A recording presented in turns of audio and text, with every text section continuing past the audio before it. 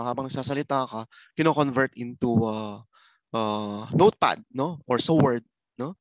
Let's say nagsalita ka, hello, my name is Chris. So lalagay niya yan. No? So meron siyang speech, meron din knowledge mapping, which maps complex info and solve tasks such as intelligent recommendation. Yun nga, let's say most commonly searched product of the day. No? So lalabas doon. So if someone asks, if an analyst asks, ano ba yung, what do we need to order? Kasi ito yung most commonly both product of the day. So what do we need to order sa supplier? Doon ka kukuha, di ba? So that's mapping, knowledge mapping. Then meron siyang Bing search, which is parang Google-like search engine. And meron siyang natural language processing, which allows app to process natural language, human voice. No, like Alexa, when you speak to Alexa, Amazon yun, no? Siri, when you speak to Siri, human voice talaga. Next is DevOps. So DevOps brings together people, processes, and technology by automating software delivery to provide continuous value to users. So usually yung ginagawa ng DevOps following the CI/CD, no, continuous integration, meaning yung application nila, they keep on improving and integrate sa current application. Okay, and continuous development. So once the program is proven to be useful, magde-develop pa sila ng maraming application to cater dun sa market nila. No? So Azure DevOps use development collaboration tools such as high-performance pipelines. So meron tong pipelines. I'll discuss to you ano yung pipeline. Sometimes they use yung Git repository. Dito nakalagay yung mga codes, configurable Kanban boards, and extensive automated cloud-based load. No? Then meron silang DevTest Lab. So whatever programs developed sa DevOps CI/CD pipeline can be launched sa DevTest Labs. So ano to? Testing platform. Ano naman to? Ito yung development platform. Malinaw ba? Okay, so if you want to create your Azure account, no, so you're gonna create your root account first. Okay, root account. So you need to provide your credit card, debit card. Then you're gonna have free subscription or pay as you go. Oh, pay as you go na. And then you need to create a resource group. Okay, what is resource group? Resource group is the first group you need to create before provisioning other services. Okay, kung gusto nyo mag-create ng Azure account, picturean nyo na ito. Kung wala pa kayo, picturean nyo na ito. So, kung nyo yung cellphone nyo, scan the QR code. Scan the QR code. Create an Azure account. So, nandito yung video. Paano mag-create? Okay. So, it's up to you. No? So, what is Azure free account? Free account, 12 months. No? Not really 12 months. Pag nagamit mo na siya. Let's say yung virtual machine, 730 ba yan? A month? 730 hours. So, meaning pag naubos mo na siya, tapos na yung subscription. Okay? Credit to spend for first 30 days and meron kang access sa 25 products na free. Okay? So, if you're a student or working in a government, meron diyang free access din. Okay, so case study. Ito, ginamit niya yung favorite niya, Tailwind Traders. So, one example dito yung Tailwind Traders. Okay? So, na-discuss ko na itong cloud model comparison. No? Ano naman yung cloud? Balikan natin to cloud benefits. Remember, I have a slide a while ago. Ano itong cloud benefits, di ba? Ano itong HA, fault tolerant, and so on. So, I'm gonna slide back to our book. So pag sinabing HA, depending on SLA, no, your cloud base can provide continuous user experience with no apparent downtime. Meaning, up and running 24/7 kahit masira isang region. No? It will just do failover. So ito yung keyword. Pag sinabing HA, failover. Lilipat lang yung server. Let's say namatay yung double data center in Taiwan, you can fail over to data center in Hong Kong. Okay? Next, scalability. So apps in the cloud can scale vertically and horizontally. Sa dalawa yan, no? Vertical and horizontal. Scale vertical to increase compute capacity by adding RAM. So pag sinabing vertical, yung hardware mo, 4-core, can be upgraded to 8-core. Yung RAM mo from 8 GB RAM can be upgraded to 16 GB RAM. Okay? Vertical. Ang horizontal naman, number of servers. Okay? Number of instances. Dadami siya. Okay? So scale up from 1, magiging 10 kung nga rin. No? Scale in, kukonti siya. Okay? From 10 servers, babawasan siya. No? Next is elasticity. You can configure cloud-based app to take advantage of auto scaling, no, which can scale up or down. So you always have the resources they need. No? So elastic, meaning it can provision right away. What's the difference between the two? Scalability, the dami, number of instances. Elastic, you can provision right away. Okay? Next, agility. Agility naman, deploy and configure cloud-based quickly. How quickly can you deploy? Okay? How quickly, how fast can you deploy server? Mamaya, I'm gonna create a VM which will take 5 minutes lang or less. Meron naman geo distribution, which can deploy apps and data to regional data center around the globe, thereby ensuring customer always have the best performance. Let's say Netflix customer and you're coming from Philippines, so saan mo i-deploy? To the nearest data center sa Philippines, which is Hong Kong. Diba? So in geo distribution. Meron man DR, by taking advantage of cloud-based apps, backup services, you can backup through cloud mismo. So you don't need a huge amount of space. Sa cloud ka na pwede mag-backup. Okay? And restore right away. Okay? Sa marketplace, napakadaming DR available. If you're gonna go marketplace, so paano pumunta sa marketplace? So punta ka dito sa home, and then if you know, kita niya na, marketplace. So you just need to browse the best product. Let's say gusto ko ng firewall. I don't need to purchase firewall, no? So meron kaming firewall na available na or ayun, Barracuda. So meron kami physical Barracuda, no? It's a firewall which is easy to manage kasi napakadaling i-manage nito. If you want to filter layer 7, yung mga webs, mga URL, you can do so.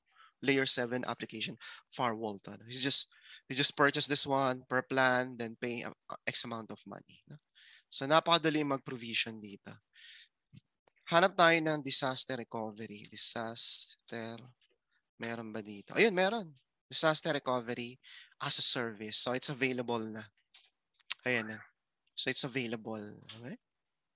Sa amin, disaster recovery namin, we have a VMware Site Recovery Management Tool, which is SRM. It's not a vSphere product, SRM, wherein the whole data center can be failover to another data center quickly in a snap. So meron dong playbook, run lang yung playbook automatically. It will tell you network group has been moved, a virtual machine has been moved, data store has been moved, SQL database has been moved successfully, and then you fail over. So everything can be accessed on the fly within an hour. No, bilis. So napakadaming disaster recovery apps. No? Ready-made na siya. You don't have to create your own DR. Ready-made na siya. No? Okay, na-explain ko na to. CAPEX, OPEX, di ba? Na-explain ko na yan.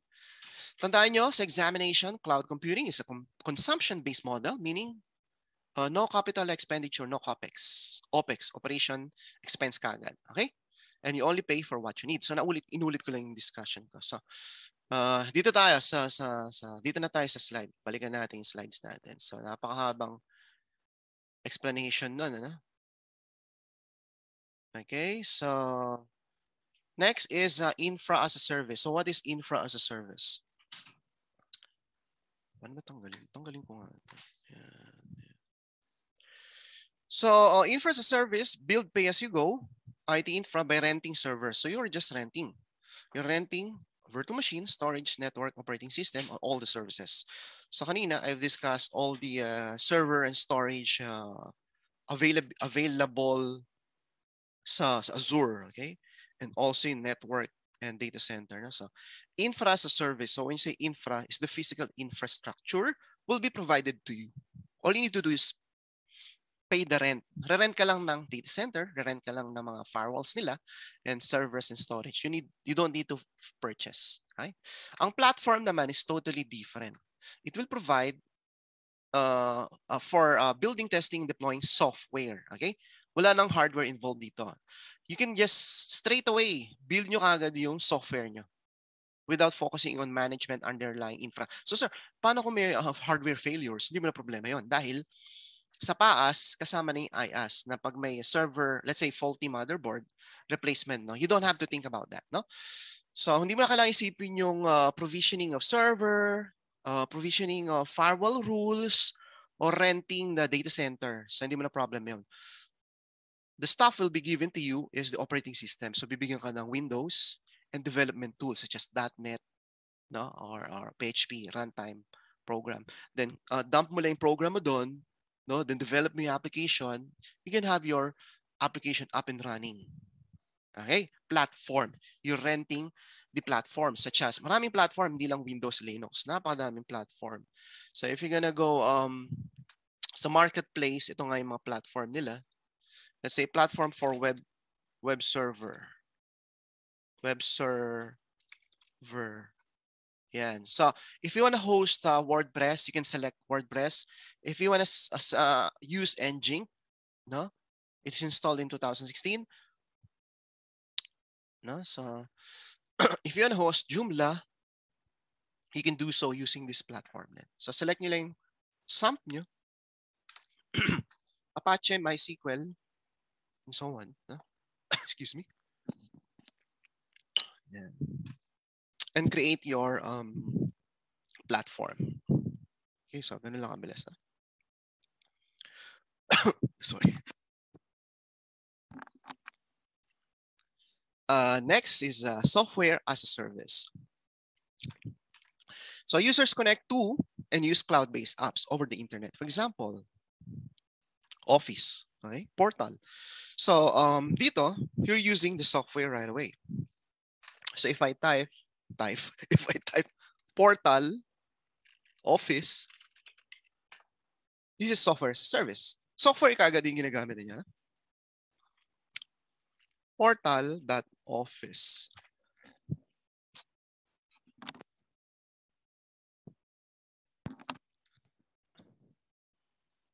So as you can see, I can be able to access my emails using the software Outlook.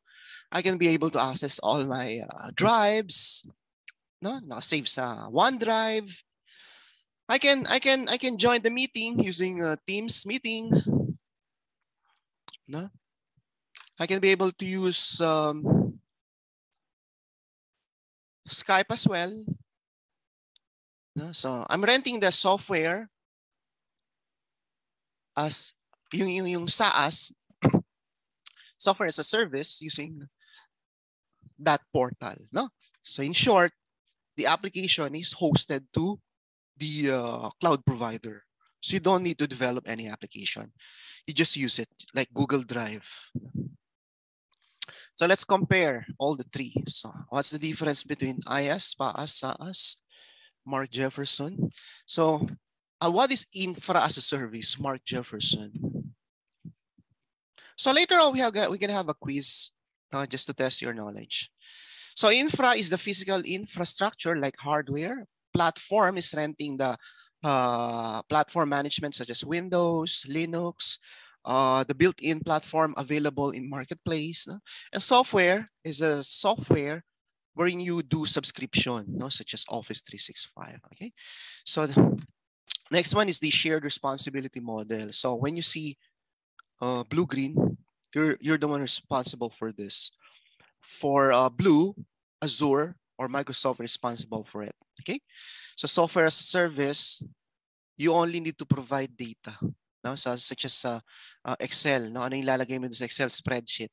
Sa PaaS naman, may application ka na, bibigyan ka na ng applications, no? Such as yung mga yung runtime .NET application, then you need to provide yung .NET program, yung application na dinevelop sa .NET. Okay? Then run your program from there. Infra naman, sa kanila lang yung hardware. You need to create your own server.